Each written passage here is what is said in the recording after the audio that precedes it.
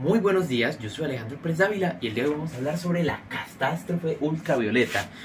Antes de explicar las gráficas en código, me gustaría simplemente dar una breve introducción al tema y explicar quiénes estuvieron en él, quiénes estuvieron implicados, por qué esto es importante para la física, ya que siento que ahí sería una mejor comprensión de lo importante que fue esto.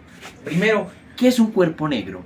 Un cuerpo negro es un objeto teórico, es decir, que en este caso lo estamos simulando estando vacío, que absorbe toda radiación electromagnética que incide sobre él, sin reflejarla ni transferirla a cualquier anchura de onda. Longitud sería el término correcto.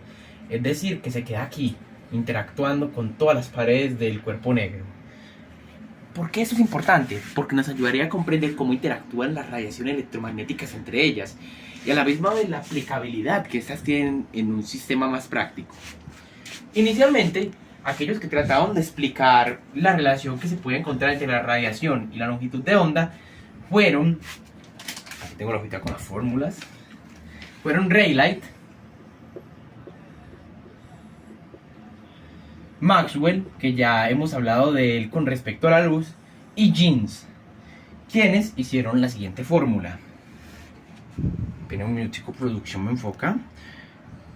La intensidad espectral, teniendo en cuenta los valores de longitud de onda y de temperatura, es igual a 2pi por c siendo la velocidad de la luz, kdb, en este caso kdb siendo una constante empírica, por temperatura sobre longitud de onda elevado a la 4. ¿Qué es lo que pasa? Que a la hora de graficarlo, esa tenía un problema, y es que a longitudes bajas funcionaba, pero a longitudes altas se disparaba, ya que esta fórmula de acá supone que la energía que va a generar este cuerpo negro es infinita. Saltemos un poco en el tiempo. Ahora llegó, en este caso, Boltzmann, quien propuso una posible solución para esto en forma de una ley. La potencia es igual a una constante, la constante de Boltzmann, por la temperatura a la 4. Con esto llegó Wien, quien trató de dar otra solución y mismamente la intensidad, teniendo en cuenta la longitud de onda y la temperatura, incluso eso es muy interesante ya que sí podemos hablar sobre cómo funciona la radiación solar, es igual a A, que es otra constante en este caso, ya que las constantes son importantes ya que nos permiten explicar ejemplos puntuales según qué variable estemos tomando, sobre la longitud de onda a las 5 por Euler elevado a la menos b, otra constante empírica, dividido entre la longitud de onda elevado por la temperatura. Aquí puede que no lo parezca, pero estas dos fórmulas están bastante relacionadas e incluso se van a utilizar en algo que veremos más adelante. Permítanme, yo borro esta gráfica que hice aquí. ¿Qué fue lo que pasó con la longitud de Wien? Que a longitudes muy bajas se disparaba, es infinita, pero a longitudes un poco más adelante se estabilizaba. Entonces, ¿cuál es la solución para todo esto? En este caso pasa algo muy similar que con Rayleigh, que se supone que la energía, ¿qué es lo que pasa con la energía?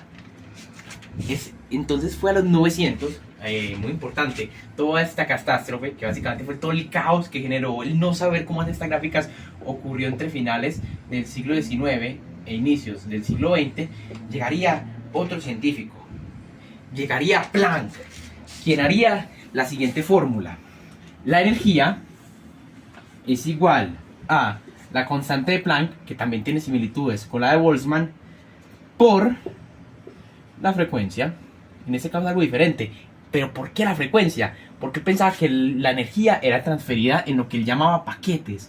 ¿Qué son los paquetes? Son, por así decirlo, esas pequeñas interacciones que tienen las partículas entre ellas al interactuar.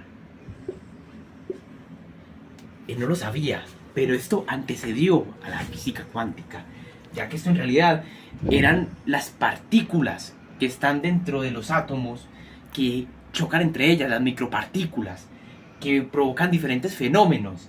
Pero Planck no sabía la dimensión que tenía su invento. Después llegó uno de los científicos más famosos, Albert Einstein, que decidió unificar toda esa última parte, creando la siguiente fórmula que voy a escribir. Que básicamente volvemos a lo mismo. La intensidad, teniendo en cuenta la longitud de onda y la temperatura, es igual a 2pi por h c al cuadrado. En este caso h es esta misma variable de Planck dividido entre longitud de onda, y aparte tenemos 1 sobre Euler elevado otra vez a la hc sobre k de b por temperatura menos 1. Y aquí donde yo digo que se relaciona con esas que hablamos anteriormente. Esto logra hacer una gráfica perfecta. Un ejemplo muy popular, que es el del Sol, es donde parece que se va a estallar, pero se estabiliza. Y aquí tenemos finalmente la catástrofe solucionada. Ya sabemos cómo se comporta la radiación de un cuerpo negro. ¿Y por qué todo eso tiene que ver con la cuántica? Porque eso también le dio el Nobel a Einstein, que al hacer esto descubrió que los paquetes de Planck en realidad eran un efecto fotoeléctrico. No lograron explicar por qué a ciertas frecuencias, en este caso, se podían desprender electrones de un metal. Esto visto incluso desde experimentos con la luz. Esto pasa es simplemente por pura cuántica, por las partículas subatómicas que reaccionan entre ellas. Pero al solamente poderse ver a simple vista bajo ciertas frecuencias, es por esto que en la física clásica esto no se explicaba. Por eso es que era necesario ver la frecuencia como hizo Planck. Teniendo todo esto en cuenta, pasemos a la programación.